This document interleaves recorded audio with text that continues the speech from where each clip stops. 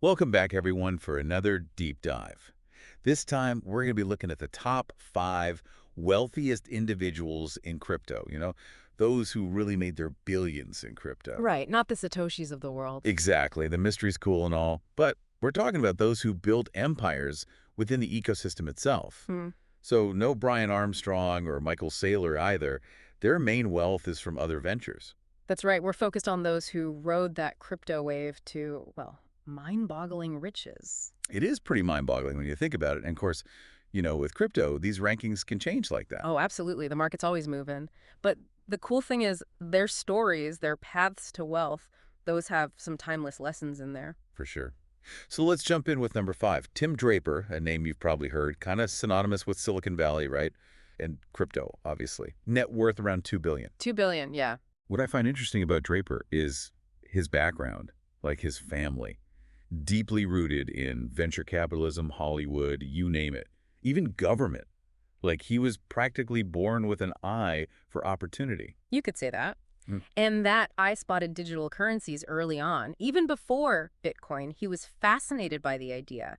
There's this story he tells about a father buying a $40 digital sword for his son in an online game. Oh yeah, I've heard him talk about that. He saw that and thought, this is it. This is a sign. It wasn't just a kid's toy to him. It was like a peek into the future where digital stuff actually holds real value. And that story really stuck with him, didn't it? I mean, it eventually led him to Bitcoin. He was buying when it was like $6 a coin. $6. Can you imagine? Mm. But he wasn't just blindly jumping in. Draper really understands tech. He saw the power of decentralized systems. Bitcoin wasn't just digital cash to him. It was a whole revolution that could turn traditional finance upside down. He definitely had that vision, and early on, too. And that conviction, it led him to make some bold moves. Remember back in 2014, the Silk Road auction? Oh yeah, the U.S. government auctioning off all that Bitcoin they seized, like 30,000 of them or something. It was huge news. Huge. And everyone was watching, wondering what would happen to all that Bitcoin. But Draper, he saw it as an opportunity. He bid, and he won.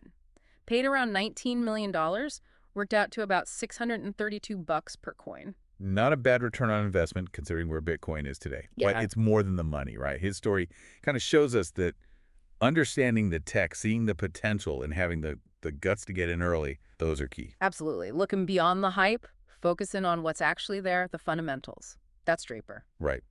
All right, on to our 4th richest spot, and we've got a tie here. The Winklevoss twins. Cameron and Tyler, each worth about $2.7 billion. Most people know them from, well, the Facebook saga. I lost it with Zuckerberg, yeah. But their story goes way beyond that. Entrepreneurs from, like childhood, rowing competitively, even the Olympics in 2008. Driven guys, for sure. And their story is a perfect example of turning a setback into an opportunity. That Facebook thing, huge disappointment, obviously, but it kind of pushed them towards Bitcoin. Because they were frustrated with the centralized control of these platforms. Right? Exactly. They saw Bitcoin as the opposite of that, decentralized in the hands of the people. And that led to their big move in 2012, buying up 1% of all Bitcoin in circulation. 1%. Now that's commitment. It was a gamble, no doubt, but it shows their long-term vision. They weren't looking for a quick flip. They were investing in what they believed was the future of finance, period. And they've been pretty vocal about that belief, haven't they? Oh, absolutely. They filed the first Bitcoin ETF application, even founded the Gemini crypto exchange. Put their money where their mouth is. They were just talking. They were building the ecosystem. And the way they've approached regulation has been interesting. Some crypto folks fight it tooth and nail, but the Winklevoss twins have been more collaborative. They think clear rules are actually good for crypto in the long run. Makes sense. It's about finding that balance, right? The decentralized spirit of crypto, but with some oversight to keep things stable, protect people. Exactly. All right, this next billionaire, he's been involved in some pretty wild projects. Mt. Gox, Ripple, Stellar. Talking about Jed McCaleb. Estimated net worth of $2.9 billion. McCaleb's story, it's a roller coaster, man. What's funny is he didn't start out thinking he'd revolutionize finance or anything. Back in 2000, he co-founded a peer-to-peer file sharing thing, but it wasn't. Well, the one everyone thinks of. Oh, okay. I'm curious. What was it? E-Donkey 2000. Popular for a while, but kind of faded away. But it gave McCaleb this deep understanding of decentralized networks, which obviously came in handy later. His real claim to fame in crypto, that came in 2006 when he created Mt. Gox. Mt. Gox, wait, wasn't that a Bitcoin exchange? It was, eventually. But get this, it wasn't originally for Bitcoin. It was for trade and magic, the gathering cards online. No way. The exchange that kind of became infamous, for Bitcoin's volatility and all the security risks, started with fantasy cards. It did. Goes to show, even with cutting-edge tech, sometimes the most random ideas take off and morph into something completely different. As Bitcoin got popular, McCaleb saw the potential and shifted Mt. Gox to become a Bitcoin exchange. And it boomed. Like, at its peak, it was handling over 70% of all Bitcoin transactions. Wow, 70%. That's... Yeah. But it didn't exactly end well, did it? No, unfortunately not. Mt. Gox had a bunch of security breaches, mismanagement, and it collapsed in 2014. Devastating for the early Bitcoin community. A big reminder that unregulated exchanges can be dangerous. So after that, did McCaleb just give up on crypto? Nah, not at all. He co-founded Ripple, focused on blockchain for cross-border payments, especially for financial institutions. He saw how blockchain could totally streamline global finance. But then he left Ripple, right? Yeah, there were some disagreements with other co-founders, so he started a new thing, Stellar. In 2014, he envisioned it as a more decentralized, community-driven version of Ripple, focused on low-cost transactions, particularly for folks in developing countries. So 3 major crypto projects, all with different angles.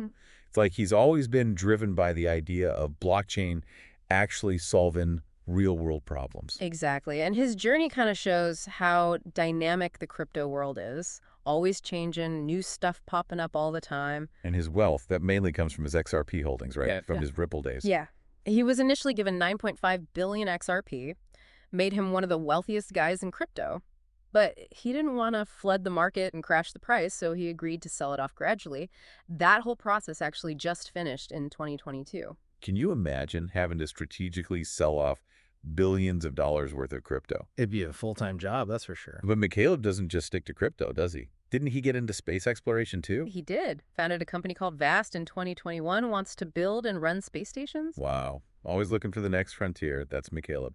Yeah. So what can we regular folks learn from a guy like him? Not all of us are going to build the next Mt. Gox or launch ourselves into space, right? True. But I think his story shows that failure isn't the end. It's a chance to learn, adjust, and try something new. He didn't let the Mt. Gox thing define him. He used it to create Ripple and Stellar, both of which have had a huge impact on the crypto world. And even moving into space exploration shows you can always pursue new passions, explore new territory, no matter what age you are. Absolutely. McCaleb embodies that spirit of innovation, that relentless drive for progress that pushes crypto forward. It's inspiring, for sure. So we've got these 3 crypto pioneers, each taking a different path, but all ending up as billionaires. Kind of makes you wonder, is there a secret formula here? Well, there's no magic bullet, that's for sure. But their stories do highlight some important ingredients for success, like early adoption, a deep understanding of the tech, and the willingness to take risks. Yeah, you definitely see that thread running through all their stories, but it's also about, I don't know, personality, right? How they approach the whole crypto game. Like our next billionaire, Chris Larsen, he's almost like a masterclass in navigating the legal and regulatory side of crypto. Larsen, the other co-founder of Ripple, his story definitely reminds us that crypto doesn't exist in a vacuum. It's tangled up with traditional finance and, of course, all the rules that come with it. And Ripple, man, they've been battling it out with the SEC for years. Yeah. It's been a big deal for the whole industry. What I found fascinating was that Larsen himself holds a ton of XRP. Right? So this wasn't just some company fight. It was personal, too. Oh, yeah. Estimates say he's still got around 2 billion XRP, and that recent partial victory Ripple got against the SEC, that was a game changer. It finally gave us some clarity on what actually counts as a security in the crypto world. Which has been this huge gray area for ages. For our listeners who aren't deep in the crypto weeds, why is this security definition so important? Well, if the SEC decides a crypto asset is a security, suddenly it's hit with a whole new set of regulations. That affects how it's traded, who can invest, even the future of the whole project. So this Ripple case, it wasn't just about Larsen or Ripple. It was setting a precedent for everyone. And even with that win, there was still a $125 million fine slapped on Ripple. Pocket change for a billionaire? Maybe. but it shows that even the big guys got to play by some rules. Definitely a sign that the Wild West days of crypto are fading. There's going to be more oversight, and the ones who thrive are going to be the ones who can adapt, just like Larson. So backing up a bit before all the legal drama, who is Larson? He wasn't always a crypto guy, was he? Not at all. He's what you'd call a serial entrepreneur. Been founding and selling companies since the 90s. eLoan, Prosper Marketplace, those are his. So he was already disrupting traditional finance before crypto even came along. Exactly. So when he co-founded Ripple, it wasn't out of the blue. He saw how blockchain could change global payments the same way the internet changed information. He was all about making finance more efficient, more accessible, and Ripple was the next logical step. And he's got this knack for finding talent, too. I mean, Jed McCaleb was his co-founder at Ripple. Talk about a power duo. It's true, those early days at Ripple were like a who's who of crypto. But even after McCaleb left, Larson stayed focused. He guided Ripple through all the regulatory hurdles, the market craziness, the whole 9 yards. Yeah, he hasn't been totally immune to the risks, right? Remember when his personal XRP wallet got hacked? Oof, yeah, that was a big one. Even for someone as wealthy as Larson, having over $100 million worth of XRP stolen, it's a harsh reminder that security is everything in crypto. A lesson we can all learn from, no matter how much crypto we have. Absolutely. Digital doesn't automatically mean safe. So if we had to boil down Larson's story to one key takeaway, what would it be? I think it's all about resilience and adaptability. He's faced legal battles, security breaches, the crazy ups and downs of the market, but he's still a major player, a true survivor. All right, time for the main event. The name that everyone thinks of when we talk crypto riches. Changpeng Zhao, better known as CZ. Net worth estimated at, get this, $57 billion. He's not just the wealthiest person in crypto. He's one of the richest people, period. Talk about living the crypto dream. CZ's story is about hard work, perfect timing, and, well, a talent for building the right platform at the right time. Okay, let's rewind. Where did it all begin for CZ? Starts in China, but his family moved to Canada when he was a kid, didn't come from money, had to hustle from a young age, working at gas stations, even McDonald's while going to school. So the hustle mentality was already there before crypto even existed. Oh, absolutely. That work ethic carried him through studying computer science, eventually landing a job building trading software for the Tokyo Stock Exchange. So technical skills? Check. Understanding of financial markets? Check. But how to get into crypto? The story goes, he was playing poker with some friends back in 2013. Someone tells him, put 10% of your net worth into Bitcoin. Sound familiar? We've all probably heard that advice. Yeah, just put a little in, you never know. But most of us don't actually do it. CZ did. Sold his apartment and went all in on Bitcoin. It was a gamble, no doubt. But it shows how much he believed in this brand new technology. And it paid off, big time. But he didn't just sit back and watch his Bitcoin grow, did he? Nope, he jumped right into building the ecosystem. Joined OKCoin, a crypto exchange, and worked his way up to Chief Technology Officer. Learned the ropes from the inside. That hands-on experience, that's something you can't get from just reading about crypto online. Exactly. And in 2017, he took the leap and co-founded Binance. His vision was crystal clear. Make a platform that was user-friendly, open to the whole world, and offered a ton of different cryptocurrencies. And that vision took off like a rocket, right? Binance became the biggest crypto exchange in what felt like no time. It was incredible. CZ focused on making it easy to use, giving people lots of choices, and keeping fees low. Binance wasn't just for the pros, it was for everyone. He basically democratized access to crypto, and that's got to be a huge part of his success. And when it comes to his personal wealth, he famously said he keeps most of it in BNB, Binance's own token. We don't know the exact percentage, but it shows a real commitment to his own platform. It's not just business, it's his investment strategy. That kind of conviction, that's impressive. Yeah. He believes in Binance, believes in the whole crypto ecosystem for the long haul. But there have been some changes at Binance lately, haven't there? There have. Earlier this year, CZ stepped down as CEO. Richard Tang took over. Big change. What was behind that? Well, a lot of people think it was a strategic move, with all the regulatory heat on Binance and the whole crypto industry. So even the king of crypto isn't immune to that. It just shows that crypto is still evolving, the rules are changing, and everyone has to adapt. Even CZ. So, to wrap up his story, what's the one thing our listeners should take away? I think it's the power of conviction. CZ believed in Bitcoin, believed in blockchain, when not many others did. He put everything into building a platform that made crypto accessible to the world. It's a testament to what you can achieve when you combine a bold vision with, well, just getting things done. That's a great point. And, it connects to all the billionaires we've talked about today. They saw something others didn't, and they had the guts to act on it. They weren't afraid to take risks, shake things up, build something new. Absolutely. Inspiring stories, for sure, but also full of lessons for anyone interested in crypto, tech, even just entrepreneurship in general. All right, so we've covered the top 5 richest crypto billionaires, each with their own unique journey, their own way of playing the game. Yeah. But let's shift gears for a minute. We've talked about all this wealth creation, but we got to acknowledge the risks, too. Oh, definitely. Crypto can be volatile, unpredictable, and yeah, sometimes downright dangerous. Like that hack on Chris Larson's XRP wallet. It was a wake-up call, even for the most successful, tech-savvy people in crypto. Security is paramount. Doesn't matter if you're a seasoned investor or just starting out. Okay, so let's get practical. What can our listeners do to protect their crypto? Well, one of the most important things is to use a hardware wallet. Store your crypto offline. Now, some folks might not know what a hardware wallet is. Can you break it down? Sure. It's a little physical device that keeps your private keys offline, away from your computer or phone. Think of it like a digital vault for your crypto. So even if your computer gets hacked or your phone stolen, your crypto is safe. Exactly. An extra layer of security that makes it way harder for hackers to get their hands on your funds. And besides hardware wallets, what other security tips do you have? The basics are crucial. Strong, unique passwords for every crypto account. Don't reuse passwords across different platforms. Like using the same key for your house, your car, and your bank. Not a good idea. Right. And be super careful about phishing scams. Hackers will try to trick you into giving up your private keys or login info through fake emails or websites. Always double-check the sender and the URL before clicking anything related to your crypto. Absolutely. And whenever possible, enable two-factor authentication. It's an extra step, sure, but that little code from your phone or email can make a big difference in protecting your accounts. Good advice.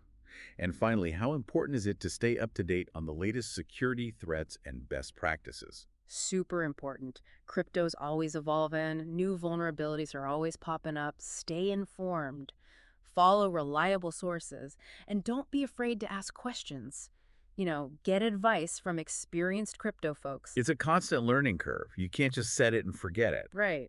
Got to be vigilant, adapt to new threats, and keep learning to stay ahead of the game. Okay, so we've covered a lot today. The incredible stories of these crypto billionaires, the lessons we can learn from them, and how to keep our own crypto safe. It's been a wild ride, for sure. It really is. I mean, thinking back on all these stories, it's kind of mind-blowing how different their paths were, yet they all ended up at the top of the crypto world. Right. From code and whiz kids to seasoned finance guys, each one brought their own unique skills to the table. It shows you there's no one-size-fits-all when it comes to success in crypto. Exactly. It's not just about tech savvy. It's about finding your own niche, using your own strengths, and having the guts to take a chance. And for a lot of these billionaires, it's not just about the money, They genuinely believe in the tech and its power to change things for the better. Yeah, that comes through loud and clear. They see crypto as a way to make finance more fair, to empower people, to drive innovation across the board. They're building a better future, not just a bigger bank account. That's what makes their story so fascinating. It's about vision, purpose, pushing the limits. It's about making a dent in the universe. Yeah. Like if we look for those common threads, one thing that pops up is early adoption. These guys, they were among the first to see the potential of Bitcoin, of crypto as a whole. They didn't just dip their toes in, they dove headfirst. They had that early mover advantage, got in when prices were low, had a chance to really shape the industry as it grew. It's like being on the ground floor of something huge, right? But it wasn't just about buying and holding. They were actively building the ecosystem, creating exchanges, developing new coins, investing in blockchain companies. They understood that to really win in crypto, you got to be more than just a holder. You got to be a builder. Absolutely. And education played a big part too. Many of these guys have serious tech backgrounds, or they really understand finance and economics. They didn't just jump in blind. They took the time to learn how it all works. Knowledge is power, especially in a world as complex and fast-moving as crypto. So for our listeners who've been following along, what would you say are the top 3 takeaways from these billionaire stories? Like the things they should really remember. Top 3. Okay, first, embrace innovation. Don't be afraid to explore new ideas, new tech. Second, never stop learning. Crypto's always changing, so stay curious, keep up with the latest developments. And lastly, success takes time and effort. There's no easy path to riches in crypto. It takes dedication, hard work, and learning from your mistakes. Couldn't have said it better myself. And, those takeaways apply beyond crypto, too. Any field where you want to make an impact, achieve something great. Absolutely. So as we wrap up this deep dive, I want to leave everyone with a final thought. We've seen how these crypto titans took big risks. They bet on something that many people dismissed. So I ask you, our listener, what are you willing to bet on? What opportunities do you see in crypto or anywhere else? What steps can you take to set yourself up for success in whatever captures your imagination? Now that's a question worth thinking about. Identifying those opportunities, understanding the risks, and then having the courage to go for it. Embracing innovation, staying curious. Never stop in that learning process. Well said. Thanks. All right, everyone, that's it for this deep dive into the world of crypto billionaires. Hope you enjoyed it. Until next time, keep exploring, keep learning, and keep pushing those boundaries. And remember, the future's being built right now, one block at a time. So get out there and start building yours.